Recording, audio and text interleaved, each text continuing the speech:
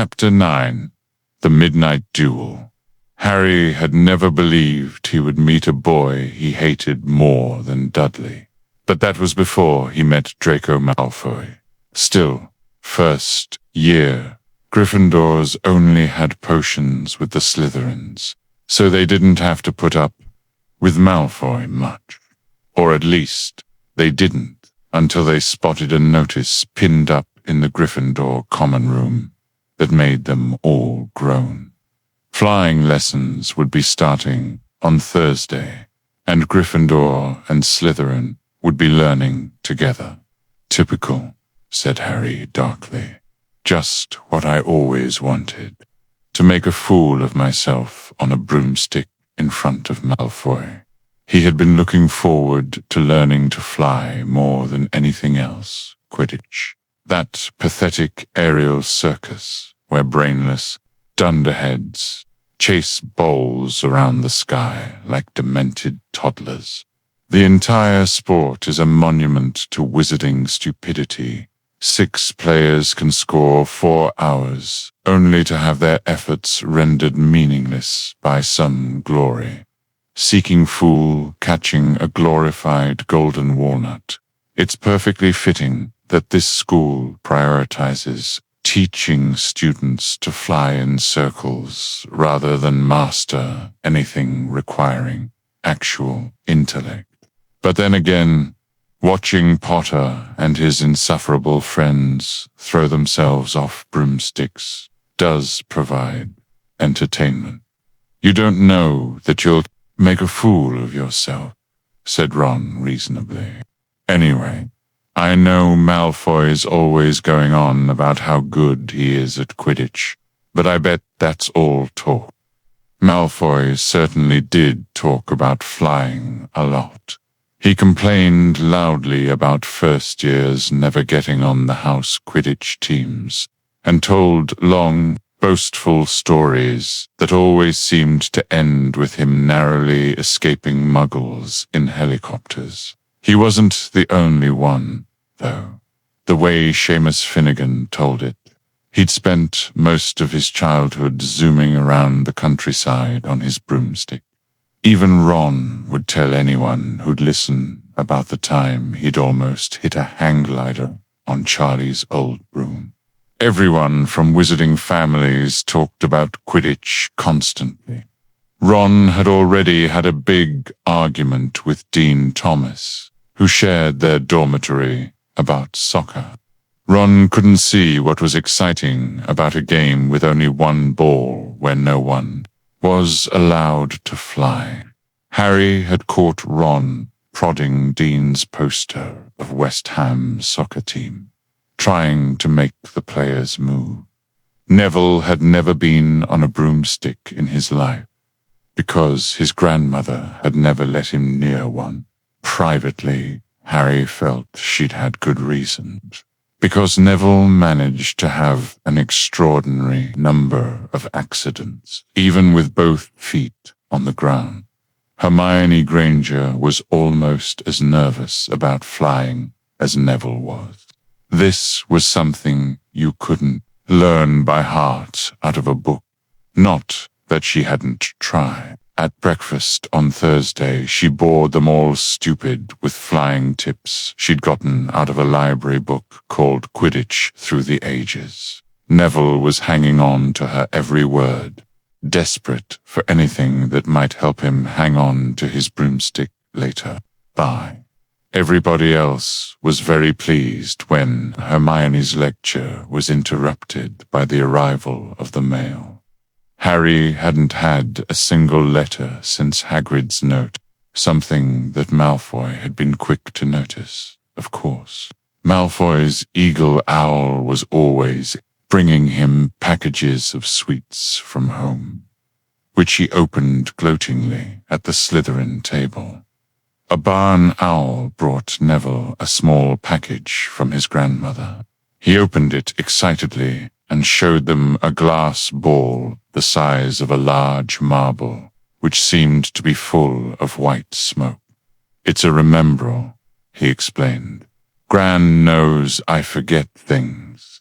This tells you if there's something you've forgotten to do. Look. You hold it tight like this, and if it turns red, oh, his face fell, because the remembrall had suddenly glowed scarlet. You've forgotten something. Neville was trying to remember what he'd forgotten when Draco Malfoy, who was passing the Gryffindor table, snatched the remembrall out of his hand. Harry and Ron jumped to their feet. They were half hoping for a reason to fight Malfoy, but Professor McGonagall, who could spot trouble quicker than any teacher in the school, was there in a flash. What's going on?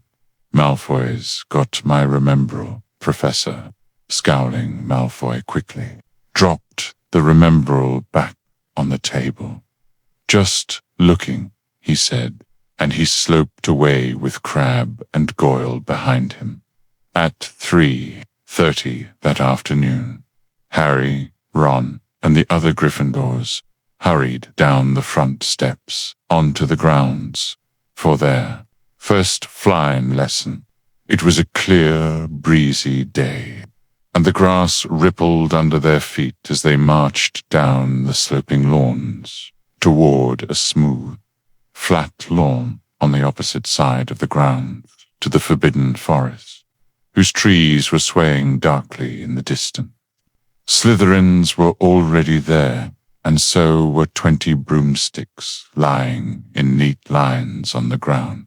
Harry had heard Fred and George Weasley complain about the school brooms, saying that some of them started to vibrate if you flew too high, or always flew slightly to the left. Their teacher, Madam Hooch, arrived. She had short grey hair and yellow eyes like a hawk. "Well, what are you all waiting for?" she barked. "Everyone stand by a broomstick. Come on, hurry up." Harry glanced down at his broom. It was old, and some of the twigs stuck out at odd angles.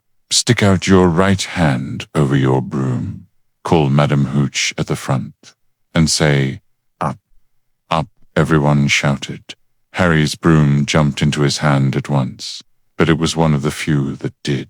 Hermione Granger's had simply rolled over on the ground, and Neville's hadn't moved at all. Perhaps brooms, like horses, could tell when you were afraid, thought Harry. There was a quaver in Neville's voice that said only too clearly that he wanted to keep his feet on the ground. Madam Hooch then showed them how to mount their brooms without sliding off the end, and walked up and down the rows, correcting their grips. Harry and Ron were delighted when she told Malfoy he'd been doing it wrong for years.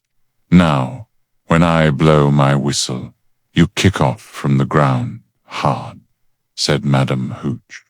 "Keep your brooms steady, rise a few feet, and then come straight. Back down by leaning forward slightly. Burn my whistle 3, 2, but Neville, nervous and jumpy and frightened of being left on the ground, pushed off hard before the whistle had touched Madam Hooch's lips. "Come back, boy," she shouted, but Neville was rising straight up, like a cork shot out of a bottle, 12 feet, 20 feet. Harry saw his scared white face look down at the ground, falling away, saw him gasp, slip sideways off the broom, and a nasty crack, and Neville lay face down on the grass in a heap.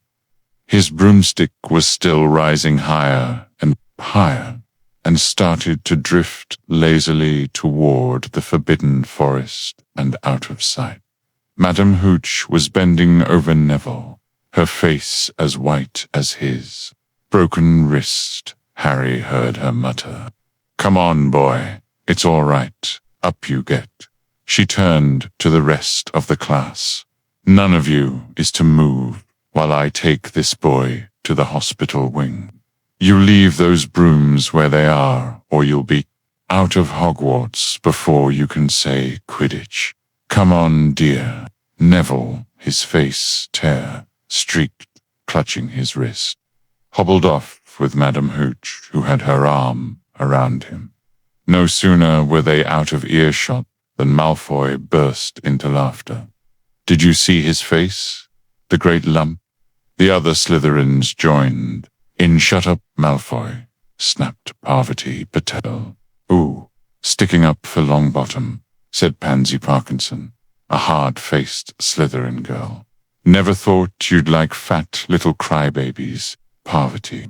"Look," said Malfoy, darting forward and snatching something out of the grass. "It's that stupid thing Longbottom's gran sent him." The remembrall glittered in the sun as he held it up. "Give that here, Malfoy," said Harry quietly. Everyone stopped talking to watch. Malfoy smiled nastily. "I think I'll leave it somewhere for Longbottom to find. How about up a tree?" "Give it here," Harry yelled. But Malfoy had leaped onto his broomstick and taken off. He hadn't been lying. He could fly well, hovering level with the topmost branches of an oak. He called, "Come and get it, Potter." Harry grabbed his broom.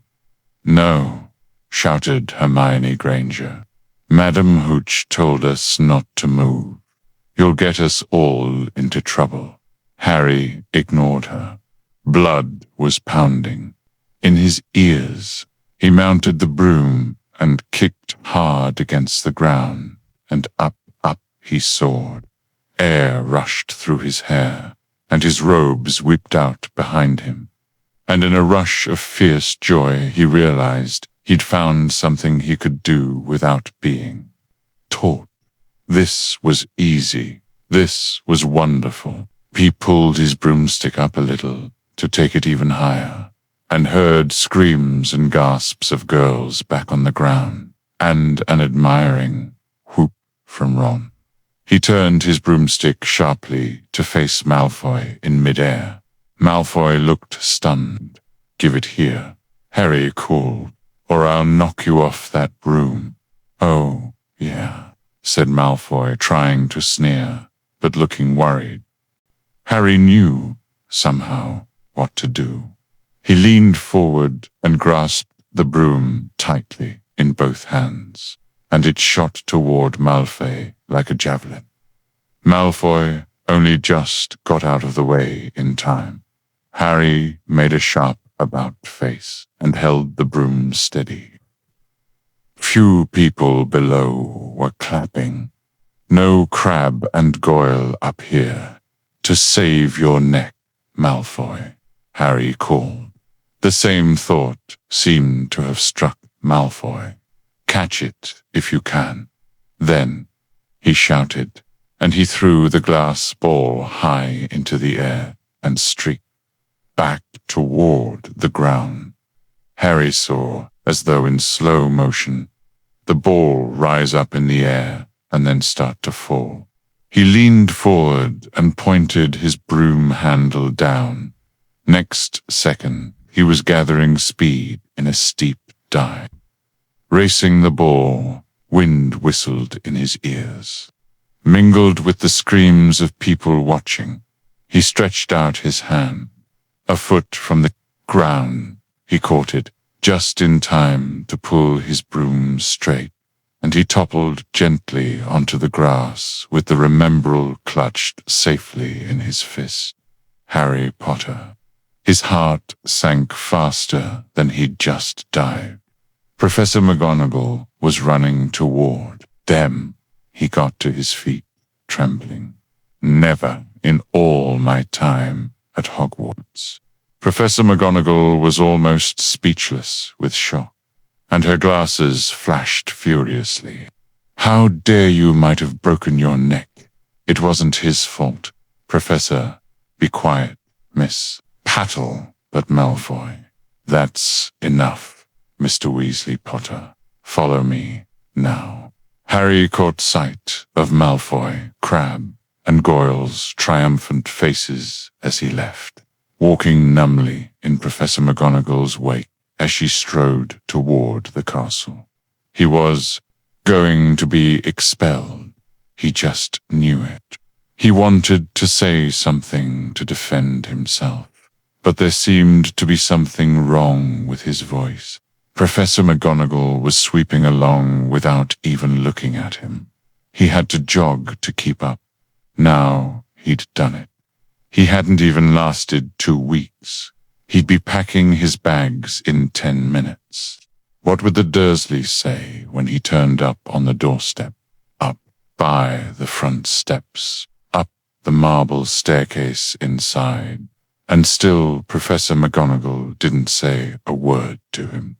She wrenched open doors and marched along corridors with Harry trotting miserably behind her. Maybe she was taking him to Dumbledore.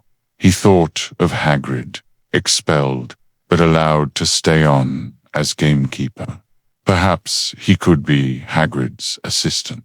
His stomach twisted as he imagined it, watching Ron and the others becoming wizards, while he stumped around the grounds carrying Hagrid's bag.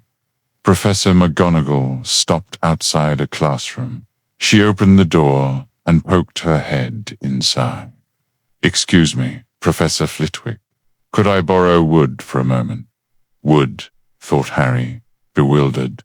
Was Wood a cane she was going to use on him? But Wood turned out to be a person, a burly 5th-year boy who came out of Flitwickle's class looking confused. "Follow me, you two," said Professor McGonagall, and they marched on up the corridor, Wood looking curiously at Harry. In here, Professor McGonagall pointed them into a classroom that was empty except for Peeves, who was busy writing rude words on the blackboard. "Out, Peeves," she barked. Peeves threw the chalk into a bin, which clanged loudly, and he swooped out cursing. Professor McGonagall slammed the door behind him and turned to face the 2 boys. "Potter, this is Oliver Wood. Wood I've found. You a seeker." Wood's expression changed from puzzlement to delight. "Are you serious, Professor?" "Absolutely," said Professor McGonagall crisply. "The boys are natural. I've never seen anything like it." "Was that your first time on a broomstick, Potter?" Harry nodded silently. He didn't have a clue what was going on, but he didn't seem to be being expelled, and some of the feeling started coming back to his legs. He caught that thing in his hand after a 50-foot dive. Professor McGonagall told Wood didn't even scratch himself. Charlie Weasley couldn't have done it. Wood was now looking as though all his dreams had come true. At once. "Ever seen a game of Quidditch, Potter?" he asked excitedly. "Wood's captain of the Gryffindor team," Professor McGonagall explained. "He's just the build for a seeker, too," said Wood, now walking around Harry and staring at him. "Light, speedy. We'll have to get him a decent broom, Professor. A Nimbus 2000 or a Cleansweep 7, I'd say. I shall speak to Professor Dumbledore and see if we can't bend the first year rule. Heaven knows we need a better team than last year. Flattened in that last match by Slytherin, I couldn't look Severus Snape in the face for weeks." Professor McGonagall peered sternly over her glasses at Harry. "I want to hear you're training hard, Potter, or I may change my mind about punishing you." Then she suddenly smiled. "Your father would have been proud," she said. "He was an excellent Quidditch player himself." "You're joking." It was dinner time. Harry had just finished telling Ron what had happened when he'd left the grounds with Professor McGonagall. Ron had a piece of steak and kidney pie halfway to his mouth, but he'd forgotten all about it. "Seeker," he said. But first years never. You must be the youngest house player in about a century, said Harry, shoveling pie into his mouth. He felt particularly hungry after the excitement of the afternoon. Wood told me. Ron was so amazed, so impressed. He just sat and gaped at. Harry, I start training next week, said Harry. Only don't tell anyone. Wood wants to keep it a secret. Fred and George Weasley now came into the hall, spotted Harry, and hurried over. Well done, said George in a low voice. Wood told us we're on the team 2 beaters. I tell you, we're going to win that Quidditch Cup for sure this year, said Fred. We haven't won since Charlie left, but this year's team is going to be brilliant. You must be good. Harry Wood was almost skipping when he told us. Anyway, we've got to go. Lee Jordan reckons he's found a new secret passageway out of the school. Bet it's that one behind the statue of Gregory the Smarmy that we found in our first week. See you. Fred and George had hardly disappeared when someone far less welcome turned up. Malfoy, flanked by Crabbe and Goyle, having a last meal. Potter. When are you getting the train back to the Muggles? You're a lot braver now that you're back on the ground and you've got your little friends with you, said Harry coolly. There was, of course, nothing at all little about Crabbe and Goyle, but as the high table was full of teachers, neither of them could do more than crack their knuckles and scowl. I'd take you on any time on my own, said Malfoy, tonight, if you want. Wizard's duel. Wands only. No contact. What's the matter? Never heard of a wizard's duel before, I suppose. Of course he has, said Ron, wheeling round. I'm his second. Who's yours? Malfoy looked at Crabbe and Goyle, sizing them up. Crabbe, he said. Midnight, all right. We'll meet you in the trophy room. That's always unlocked. When Malfoy had gone, Ron and Harry looked at each other. What is a wizard's duel? Said Harry.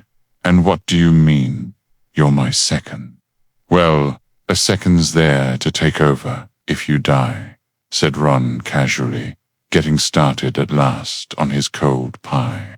Catching the look on Harry's face, he added quickly, but people only die in proper duels, you know, with real wizards. The most you and Malfoy'll be able to do is send sparks at each other. Neither of you knows enough magic to do any real damage. I bet he expected you to refuse anyway. And what if I wave my wand and nothing happens? Throw it away and punch him on the nose, Ron suggested. Excuse me, they both looked up. It was Hermione Granger. Can't a person eat in peace in this place? Said Ron. Hermione ignored him and spoke to Harry. I couldn't help overhearing what you and Malfoy were saying. Bet you could, Ron muttered. And you mustn't go wandering around the school at night. Think of the points you'll lose Gryffindor if you're caught. And you're bound to be. It's really very selfish of you. And it's really none of your business, said Harry. Good. Bye, said Ron, not all the same. It wasn't what you'd call the perfect end to the day, Harry thought. As he lay awake much later listening to Dean and Seamus falling asleep, Neville wasn't back from the hospital wing. Ron had spent all evening giving him advice such as if he tries to curse you, you'd better dodge it, because I can't remember how to block them. There was a very good chance they were going to get caught by Filch or Mrs. Norris, and Harry felt he was pushing his luck. Break in another school rule today. On the other hand, Malfoy's sneering face kept looming up out of the darkness. This was his big chance to beat Malfoy face to face. He couldn't miss it. 11:30. Ron muttered at last, "We'd better go." They pulled on their bathrobes, picked up their wands, and crept across the tower room, down the spiral staircase, and into the Gryffindor common room. A few embers were still glowing in the fireplace, turning all the armchairs into hunched black shadows.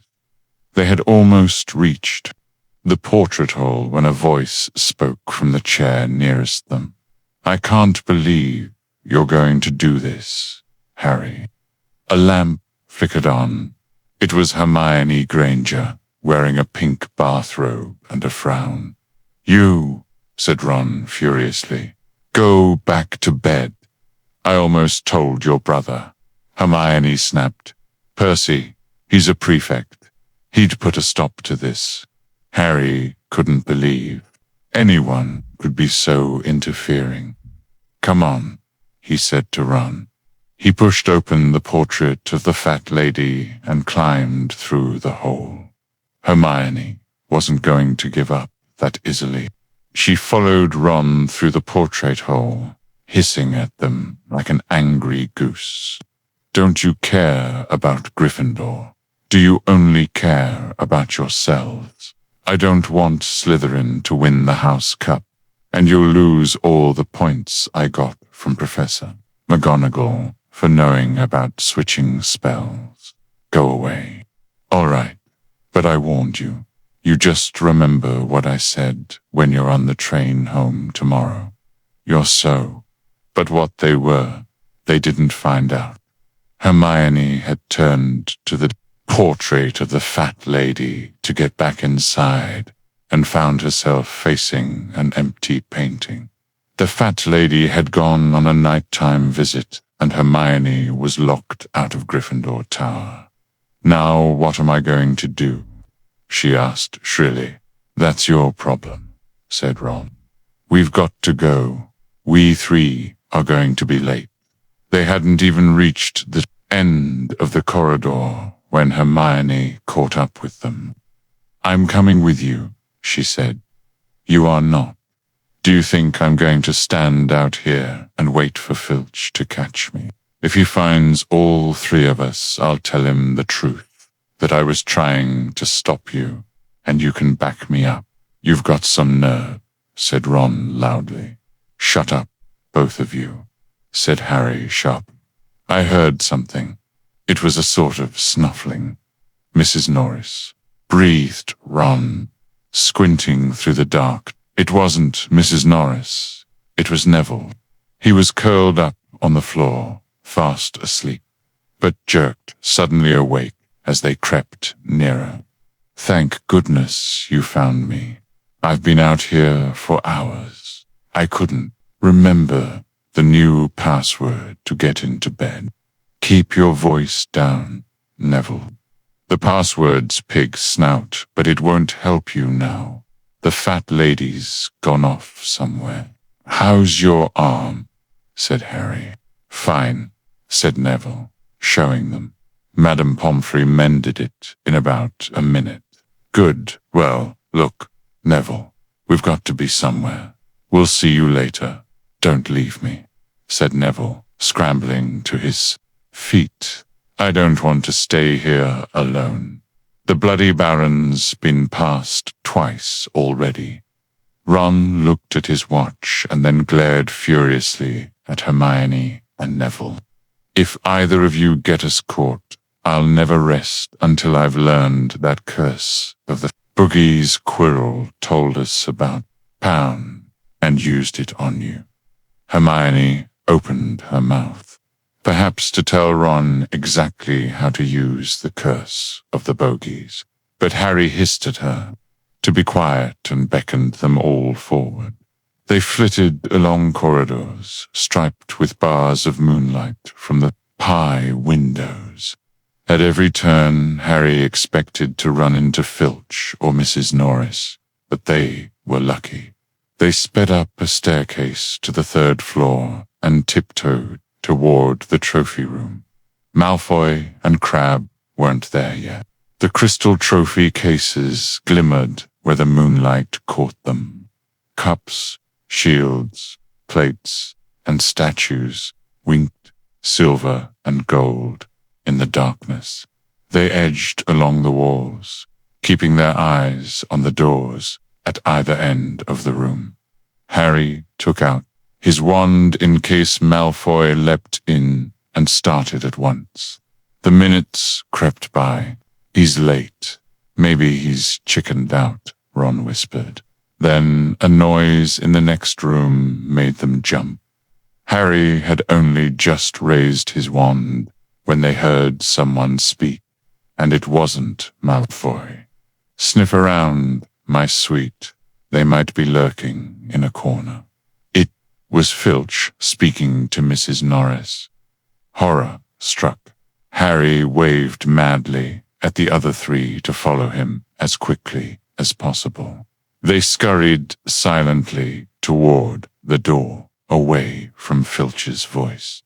Neville's robes had barely whipped round the corner when they heard Filch enter the trophy room. "They're in here somewhere," they heard him mutter, "probably hiding this way." Harry mouthed to the others, and, petrified, they began to creep down a long gallery full of suits of armor. They could hear Filch getting nearer. Neville suddenly let out a frightened squeak and broke into a run. He tripped, grabbed Ron around the waist, and the pair of them toppled right into a suit of armor. The clanging and crashing were enough to wake the whole castle. "Run!" Harry yelled, and the 4 of them sprinted down the gallery. Not looking back to see whether Filch was following, they swung round the doorpost and galloped down one corridor, then another, Harry in the lead, without any idea where they were or where they were going. They ripped through a tapestry and found themselves in a hidden passageway, hurtled along it, and came out near their charms classroom, which they knew was miles from the trophy room. "I think we've lost him," Harry panted, leaning against the cold wall and wiping his forehead. Neville was bent double, wheezing and spluttering. "I told you," Hermione gasped, clutching at the stitch in her chest. "I told you." "We've got to get back to Gryffindor Tower," said Ron, quickly as possible. "Malfoy tricked you," Hermione said to Harry. "You realize that, don't you? He was never going to meet you." Filch knew someone was going to be in the trophy room. Malfoy must have tipped him off. Harry thought she was probably right, but he wasn't going to tell her that. "Let's go." It wasn't going to be that simple. They hadn't gone more than a dozen paces when a doorknob rattled and something came shooting out of a classroom. In front of them, it was Peeves. He caught sight of them and gave a squeal of delight. "Shut up, Peeves, please. You'll get us thrown out." Peeves cackled. "Wandering around at midnight, I call firsties. Tut, tut, tut. Naughty, naughty. You'll get caughty. Not if you don't give us away, Peeves, please." "Pritch your tail, Filch." "I should," said Peeves in a saintly voice, but his eyes glittered wickedly. "It's for your own good, you know." "Get out of the way," snapped Ron, taking a swipe at Peeves. This was a big mistake. "Students out of bed," Peeves bellowed. Students out of bed, down the charms corridor, ducking under Peeves. They ran for their lives, right to the end of the corridor where they slammed into a door, and it was locked. "This is it," Ron moaned, as they pushed helplessly at the door. "We're done for. This is the end." They could hear footsteps, Filch running as fast as he could toward Peeves's shouts. "Oh, Move over, Hermione snarled. She grabbed Harry's wand, tapped the lock, and whispered, Alohomora. The lock clicked, and the door swung open. They piled through it, shut it quickly, and pressed their ears against it, listening. Which way did they go, Peeves? Filch was saying. Quick, tell me. Say please. Don't mess with me, Peeves. Now where did they go? Shan't say nothing if you don't say please, said Peeves in his annoying sing-song voice. All right, please. Nothing. Haha. Told you I wouldn't say nothing if you didn't say please. Haha. And they heard the sound of Peeves whooshing away and Filch cursing in rage. He thinks this door is locked, Harry whispered. I think we'll be okay. Get off, Neville. For Neville had been tugging on the sleeve of Harry's bathrobe for the last minute. What? Harry turned around and saw quite clearly what. For a moment he was sure he'd walked into a nightmare. This was too much. On top of everything that had happened so far. How ... convenient. That Potter and his little band of meddling fools have already breached the first obstacle. The boy who lived, that bumbling Weasley Brett, and the insufferable know-it-all Granger girl, stumbling through dangers that would challenge a fully qualified wizard. I warned Dumbledore that a simple Alohomora charm would hardly deter anyone with even rudimentary magical knowledge. But does the great Albus Dumbledore listen to reason? Of course not. He seems to prefer making things easy for his precious golden trio. One might almost think the obstacles were designed to be overcome by a collection of first-year students. How remarkably coincidental that each challenge perfectly matches their particular talents. Potter's reckless flying, Weasley's chess obsession, Granger's tedious book learning ... Almost as if someone wanted them to succeed. They weren't in a room, as he had supposed. They were in a corridor, the forbidden corridor on the 3rd floor, and now they knew why it was forbidden. They were looking straight into the eyes of a monstrous dog, a dog that filled the whole space between ceiling and floor. It had 3 heads, 3 pairs of rolling, mad eyes, 3 noses twitching and quivering in their direction, 3 drooling mouths, saliva hanging in slippery ropes from yellowish fangs. It was standing quite still, all 6 eyes staring at them, and Harry knew that the only reason they weren't already dead was that their sudden appearance had taken it by surprise. But it was quickly getting over that there was no mistaking what those thunderous growls meant. Harry groped for the doorknob between Filch and death. He'd take Filch. They fell backward. Harry slammed the door shut, and they almost flew, back down the corridor. Filch must have hurried off to look for them somewhere else, because they didn't see him anywhere, but they hardly cared. All they wanted to do was put as much space as possible between them and that monster. They didn't stop running until they reached the portrait of the fat lady on the 7th floor. Where on earth have you all been? She asked, looking at their bathrobes hanging off their shoulders and their flushed, sweaty faces. Never mind that pig snout, panted Harry, and the portrait swung forward. They scrambled into the common room and collapsed, trembling, into armchairs. It was a while before any of them said anything. Neville, indeed, looked as if he'd never speak again. What do they think they're doing?